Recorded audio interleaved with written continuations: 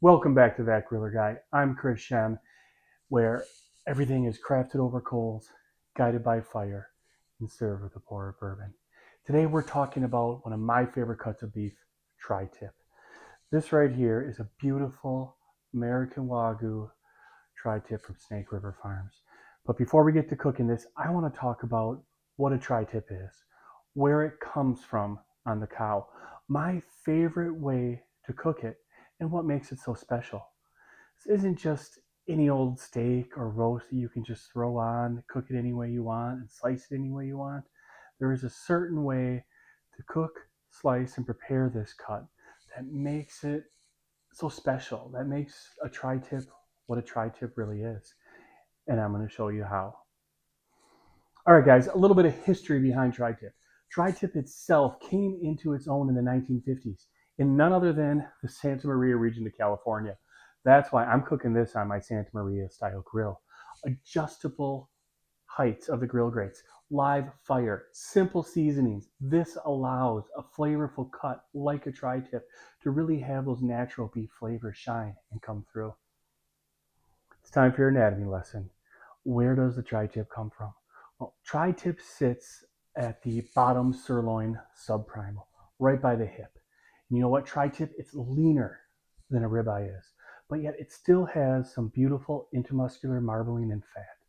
This, when cooked correctly and rendered down, especially like this American Wagyu tri-tip from Snake River Farms, is going to give you that perfect balance, beefy flavor, tenderness, and when cooked over live fire, the perfect crust on the outside.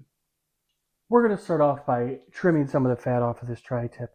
Now, we don't have to get too crazy and trim off all the fat. I just like to trim off some of the hanging, thicker parts here. A lot of this will render, since we're going to cook low and slow first and then give it some high heat afterwards. You're going to have a lot of it render out. So don't get too crazy about it. Don't get too obsessed about taking off every nook and cranny of fat, because you know what? Fat does equal flavor. On the back side, I will flip it over, and there is some of those thicker pieces back here.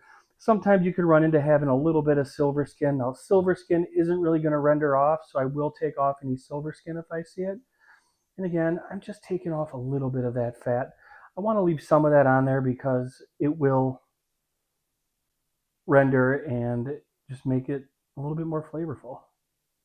Now, this is one of the most important parts of a tri-tip and what makes it really special, but can also ruin it if you're not paying attention to it.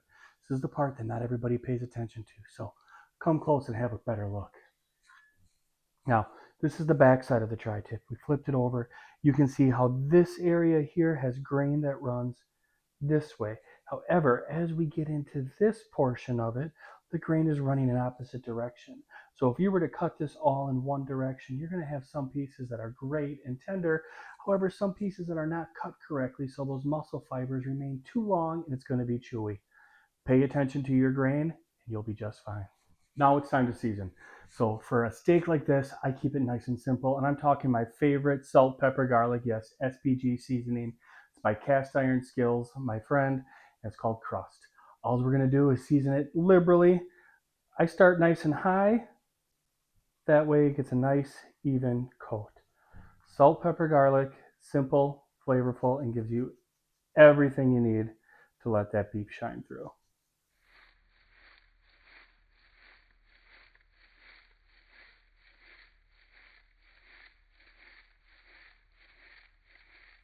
All right, now we're going to cook this tri-tip the way Santa Maria intended us to, and that's over live fire on a Prokan Santa Maria style grill. What we're doing is we're doing a reverse sear. So what is a reverse sear, you ask?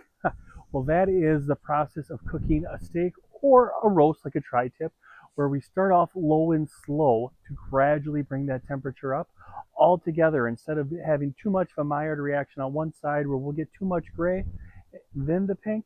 This slowly brings it up, so once we sear it to set that final crust, we'll have wall-to-wall pink once we slice into it.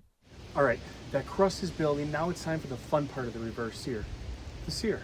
So what we're gonna do is just lift this lever, instantly drop that tri-tip right on top of the coals. Easy way to get up, build that nice crust to finish the tri-tip off the right way.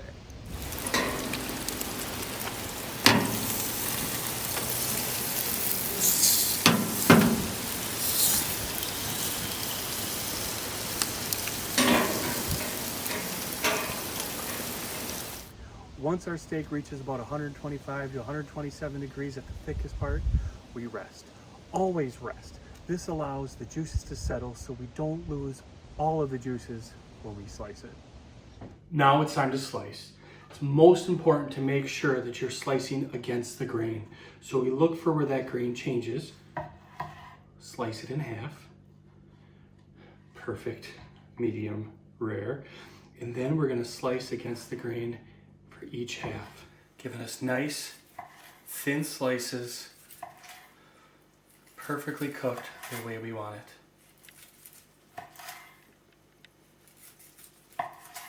And this is the magic of tri-tip.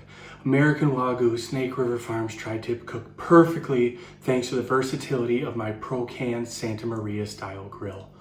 Low heat, high height, low height, whatever it is, reverse sear for the perfect tri-tip that gives you the perfect balance of crust, flavor, and tenderness. And remember, most importantly, slice against the grain. I hope that helps you guys understand why tri-tip is one of my favorite cuts of beef. So come back soon, check out to see what else we got going on over here at That Griller Guy. But until then, keep those fires lit and those pours steady.